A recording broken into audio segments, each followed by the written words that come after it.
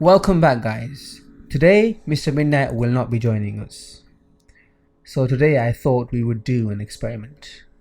I asked Chatgpt to give me some scary stories. So, I'm going to be narrating to you ChatGPT's response. Let's get into these stories. In a small town in the middle of nowhere, there was a house that stood abandoned for years. It was said that strange things happened there at night, and that anyone who dared to enter the house would never return. But one day, a group of teenagers decided to explore the house and see if the rumors were true. They made their way through the overgrown yard and pushed open the front door. The inside of the house was dark and musty, with cobwebs covering every corner. The teenagers moved cautiously through the rooms, their flashlights casting eerie shadows on the walls. Suddenly, they heard a sound coming from upstairs. It sounded like a whisper, but they couldn't make out what was being said. They crept up the stairs, their hearts pounding with fear. As they reached the top of their stairs, they saw a figure standing at the end of the hallway. It was a woman, dressed in a white gown, with long black hair that hung in tangles around her face. The woman started to move towards them, her eyes fixed on the teenagers. They tried to run, but it was too late. The woman was upon them, her cold fingers wrapping around their necks. The teenagers screamed, but nobody heard them. They were trapped in the house with the ghostly figure, doomed to spend eternity there. Years later, a new family moved into the town and decided to buy the abandoned house. They were thrilled to have found such a beautiful property at such a low price. But as they started to renovate the house, they began to hear strange noises at night. Footsteps in the hallway, doors creaking open on their own, and whispers that seemed to be coming from the walls. They tried to ignore it at first, but the disturbances grew worse every night. One night, the family woke up to find the ghostly figure standing at the front of their bed. They tried to run, but the figure was too fast, and as they were dragged back to the house, they knew that they were doomed to spend eternity there as well, just like the teenagers before them. And so the house remained abandoned, a place of darkness and terror that nobody dared to enter. For the legend of the ghostly woman had become a cautionary tale, a reminder that sometimes the past can come back to haunt you in ways you could never imagine. In the heart of the city, there was a grand old building that had been standing for over a century. It was an imposing structure with a tall clock tower that stood out against the skyline. Few people knew what went on inside, but rumors abounded that it was the headquarters of a powerful secret society. One night, a young woman named Emily was walking home from work when she heard strange noises coming from the building. She looked up and saw lights flickering in the windows and heard muffled voices coming from within. Curiosity got the better of her, and she decided to investigate. She made her way through the front doors and up the staircase, her heart pounding with excitement and fear. As she reached the top floor, she heard a voice whispering her name. She looked around, but saw nobody. She shrugged it off, thinking that it was just her imagination playing tricks on her. But as she explored the building, she realized that something wasn't right. The walls were covered in strange symbols and markings, and she could hear chanting coming from behind the locked door. She tried to leave, but the door wouldn't budge. She was trapped, and the chanting grew louder and more frantic. Suddenly, the door burst open, and Emily found herself face to face with the members of the secret society. They were dressed in robes, their faces obscured by masks. They surrounded Emily, their hands grabbing at her, pulling her closer to the center of the room. The chanting grew louder and more intense, and Emily could feel the energy in the room building to a fever pitch. She realized that she was in the midst of a dark and terrifying ritual, and that she was the sacrifice. But just as the members of the secret society were about to claim her, the tower struck midnight. The sound echoed through the building, and the members of the society froze. Emily seized a chance and ran as fast as she could, never looking back. She never spoke of her experience, but she knew that the secret society was still out there, lurking in the shadows, waiting for their next victim. And she knew that she would never forget the terror she had felt that night in the heart of the city.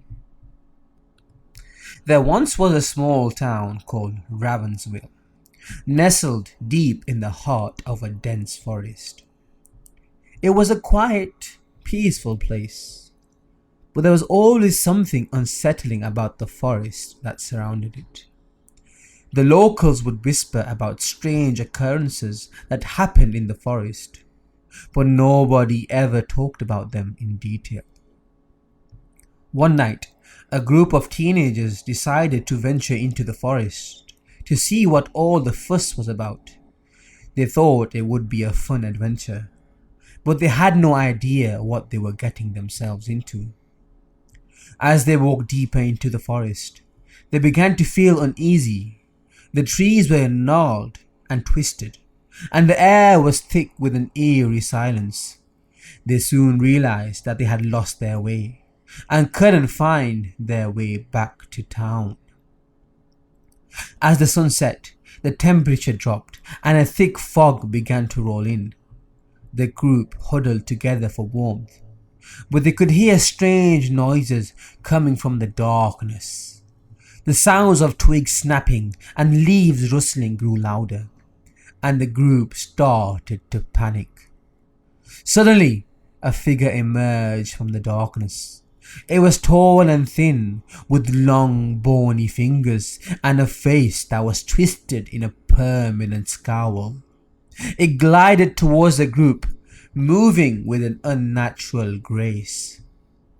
The teenagers tried to run, but they were frozen with fear. The figure seemed to be getting closer and closer, and they could feel its cold breath on their necks. Just when they thought it was all over, the figure stopped in front of them and let out a blood-curdling scream. The group woke up the next morning, huddled together in the woods. They had no memory of what had happened, but they all knew that something terrible had occurred.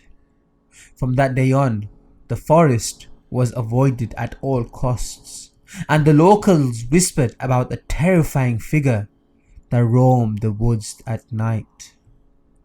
Legend has it that the figure was the ghost of a woman who had been brutally murdered in the forest many years ago. Her spirit was said to haunt the woods, seeking revenge on anyone who dared to enter her domain. And so, the legend of the ghost of Ravensville lived on, striking fear into the hearts of anyone who dared to venture into the forest. Once upon a time, in a small village nestled in the mountains, there was a legend of a witch who lived deep in the forest. She was said to be an ancient with gnarled fingers and a cackle that could chill even the bravest of souls. As the legend went, anyone who dared to enter the forest would never return. But one day, a group of curious teenagers decided to explore the forest and see if the legend was true. As they made their way deeper into the woods, they felt a sense of unease. The trees were tall and twisted, and the air was thick with an eerie silence. Suddenly, they stumbled upon a small clearing, and there, sitting in the center, was the witch. She was exactly as the legend had described her. Her skin was wrinkled and covered in warts, and her eyes were sunken and filled with malice. The teenagers froze, unsure of what to do next. Without warning, the witch stood up and began to cackle. The sound echoed through the forest, and the teenagers felt a chill run down their spines. They tried to run, but the witch was too fast. She caught them one by one and dragged them back to her hut. The inside of the hut was filled with strange artifacts and potions, and the stench of death hung heavy in the air.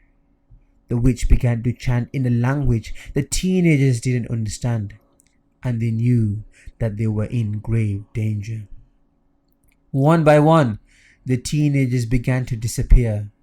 Some were turned into toads or rats, while others were used in the witch's potions. The ones who were left were kept alive, trapped in the witch's grasp. Days turned into weeks, and the teenagers lost all hope of ever escaping. They were resigned to their fate, knowing that they would never see their families or friends again. But one night, as the witch was asleep, the teenagers managed to break free. They ran as fast as they could through the forest, not stopping until they reached the safety of their village. The villagers were shocked by the teenagers' appearance. They were pale and gaunt, with haunted eyes that told a story of terror and despair. And they all knew that the legend of the witch was true. From that day on, nobody ventured into the forest, and the witch was left to live out her days in solitude. But the memory of her cackle and the horror she had inflicted upon the teenagers remained, a chilling reminder of the dangers that lurked in the darkness. Well guys, I thank you all for listening. I hope this video filled you with fear and terror. Mr. Midnight couldn't be here, but he sends his regards. If you like this video, make sure you like and subscribe. And I'm going to say Mr. Midnight's favorite catchphrase. And always remember, the darkness always follows.